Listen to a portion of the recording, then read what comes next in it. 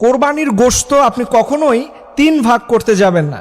আমাদের দেশের মানুষ মনে করে কোরবানির গোশতকে 3 ভাগ করা হয় ফরজ না হয় ওয়াজিব। আসলে 3 ভাগ করার ব্যাপারে কোরআন এবং হাদিসের মধ্যে সরাসরি কোনো উল্লেখ করা হয়নি। তাহলে আপনি কয় ভাগ করবেন এর সঠিক সমাধান জানুন।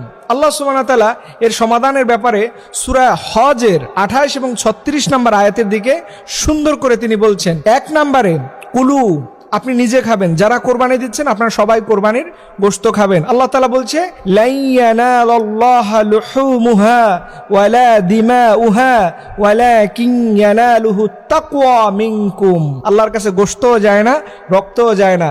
সো এই যে গোশতটা আছে এটা আপনি প্রথমে খাবেন। দ্বিতীয় নম্বরে বা ইসুন, দেখবেন হঠাৎ করে কিছু মানুষ সমস্যায় পড়ে গেছে। গত বছর সেও কোরবানি দিছিল কিন্তু এবছর দিতে পারে নাই, 2 বছর আগে দিছে সে এবছর দিতে পারে নাই। এইরকম হঠাৎ করে যারা সমস্যায় পড়ে যায় এদের খুঁজে খুঁজে এদের বাড়িতে কোরবানির গোশত দিবেন।